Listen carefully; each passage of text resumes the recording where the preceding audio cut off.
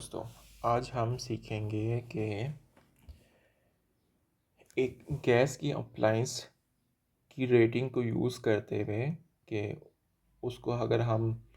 फ़लाँ घंटे और फ़लाँ दिन के लिए 1 महीने में यूज़ करेंगे तो हमारा मंथली बिल कितना और किस किस्म का आ सकता है। ठीक है,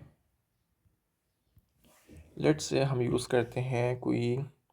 गैस हीटर सर्दियों में, और उसकी रेटिंग यूजली तो लिखी होती है डब्बे पे, लेकिन अगर लेट्स से आपके पास डब्बा वो गुम हो गया है, नहीं पड़ा हुआ, या रेटिंग उसकी नहीं मिल रही, तो हम ऐसे भी कर सकते हैं कि उसकी जो प्लेट साइज़ होती है ना, तो उसको अगर आप ऑनलाइन सर्च कर लेना तो वो पता चल जाता है कि लेट्स से अगर 7/4 इंचज़ की प्लेट है तो उसका क्या BTU रेटिंग होगी। ठीक है, और लेट्स से अगर 7/7 की इंच की प्लेट है तो वो उसकी BTU रेटिंग क्या होगी। ठीक है, तो मेरे पास यहाँ पे जो है 7/7 की रेटिंग मौजूद है, और वो है 15,000 से लेकर 20,000 तक। ठीक है, यानी BTU, और उसका यूनिट होता है BTU पर आवर, जो कन्वर्ट हो जाता है इसमें HM3 में। वैसे हम ये भी लेकर चल सकते हैं, लेकिन यूजली HM3 भी हमें कैलकुलेट करना पड़ता है ताकि हम टैरिफ निकाल सकें, तो हमें HM3 में इसको कन्वर्ट करना पड़ेगा, और वो हो जाएगा ये कुछ 0.0042 से लेकर 0.0056 HM³ पर आवर। ठीक है, ये होगी गैस कंजप्शन एक 7/7 इंच की के हीटर की। मैं आपके लिए आसानी के लिए लिख भी देता हूँ गैस कंजप्शन।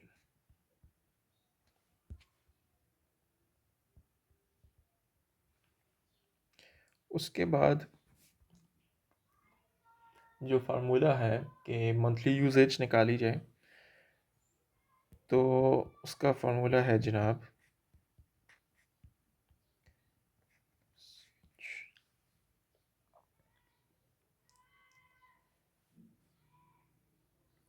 वो हीटर गैस कंजम्पशन उसकी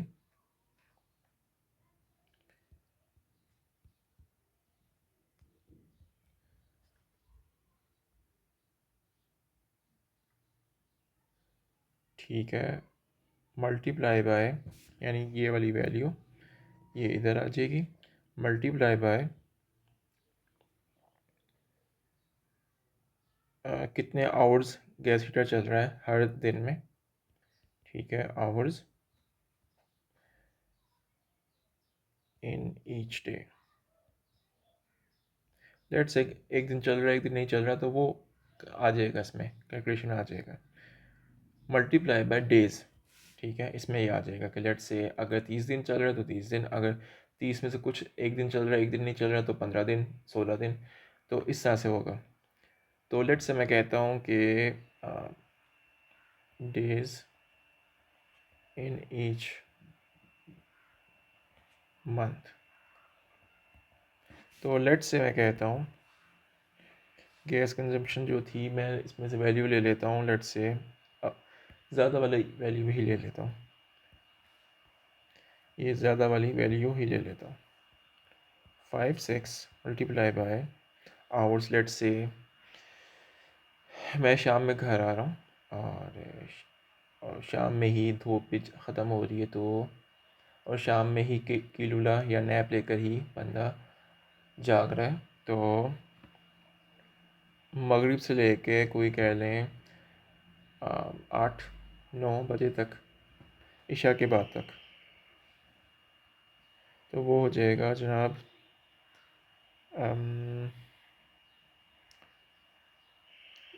5 बजे से ले के 9 बजे तक का कर लें तो 4 आवर्स, मल्टीप्लाई बाय उसके बाद हर दिन चल रहा है, या चलें कम से कम वीकेंड पे नहीं चल रहा, क्योंकि वीकेंड पे लेट्स से वीकेंड संडे को नहीं चल रहा, तो संडे को हम बाहर होते हैं, तो उस हिसाब से ये हो जाएगा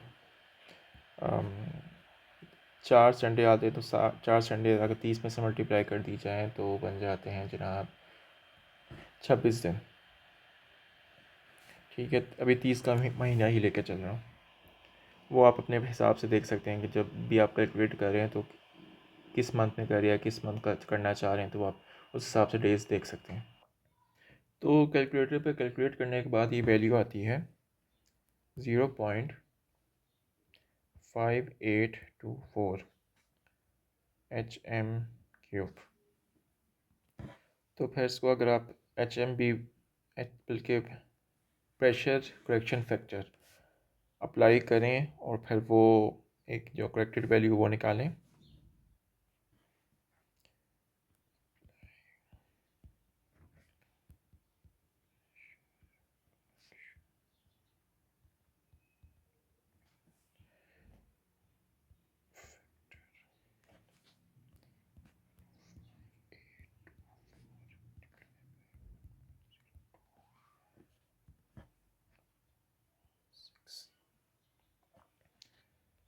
तो ये बन जाएगा जनाब, तो ये बन जाएगा कैलकुलेटर पर कैलकुलेशन करने के बाद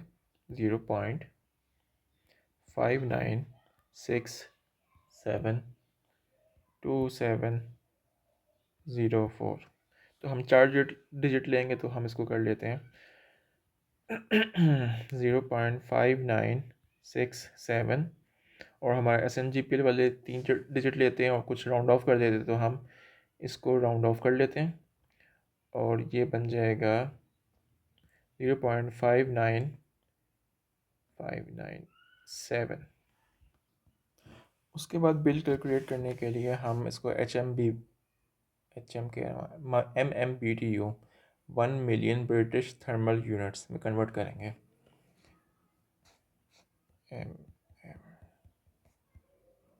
MMBTU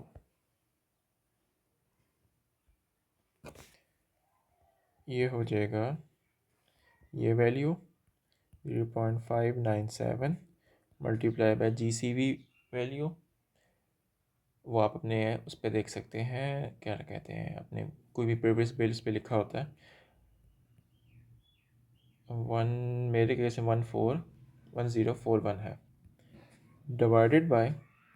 281.7385। अगर आपने पिछली वीडियो नहीं देखी तो उसमें मैंने बताया था ये वाला फार्मूला ऑलरेडी गिवन होता है, आपके बिल पे लिखा होता है ये, और ये जो होती है ये GCV वैल्यू होती है। ठीक है, ये भी गिवन होती है, ये नंबर भी गिवन होता है, और ये आपने कैलकुलेट किया होता है, ये भी इन्होंने कैलकुलेट करके रखा होता है, लेकिन खैर आपने ये अभी इसमें कैलकुलेट किया हुआ है,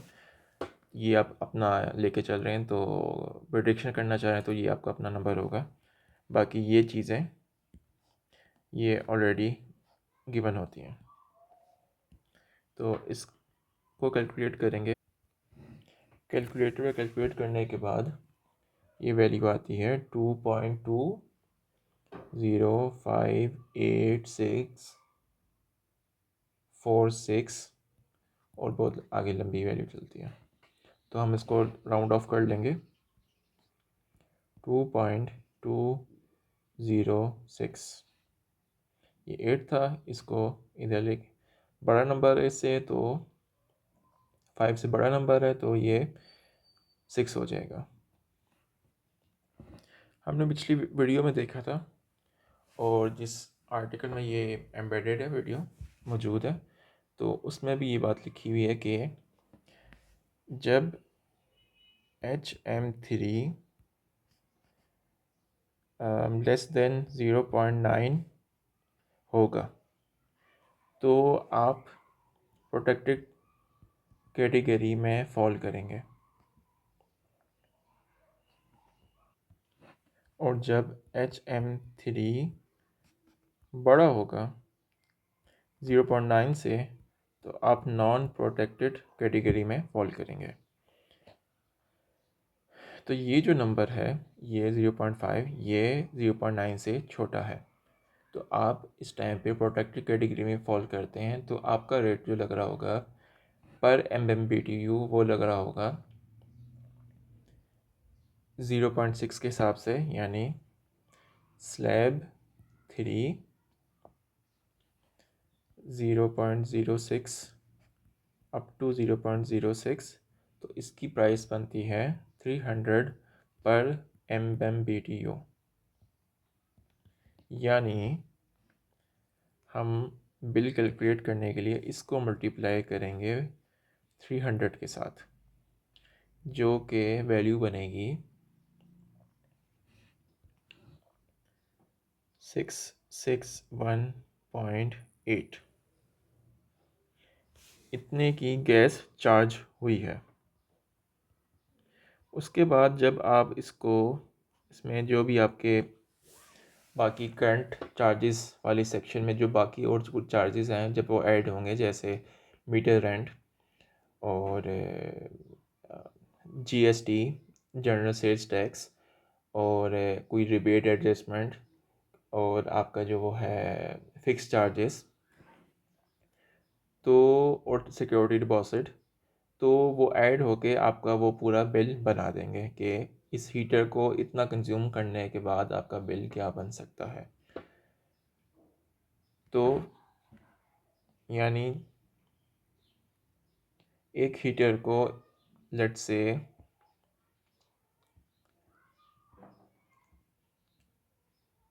4 घंटे डेली 26 दिन यूज़ करने के बाद जो बिल आपका बनेगा वो बनेगा 661.8 रुपीज़ महीने का, मंथली। तो दोस्तों ये थी वीडियो, और हमने किसी भी गैस अप्लायंस का कैसे बिल पता करना है, कितनी वो गैस कंज्यूम करेगा और मंथली क्या उसके चार्जेस लगेंगे, तो उसका हम इस तरह से पता लगा सकते हैं। और उम्मीद है आपकी बहुत सारी क्वेश्चंस इसमें हल हुए होंगे, और अगर फिर भी कोई बात रह गई है तो मुझे कमेंट सेक्शन में मैसेज करके कमेंट करके ज़रूर पूछ सकते हैं। अल्लाह हाफ़िज़।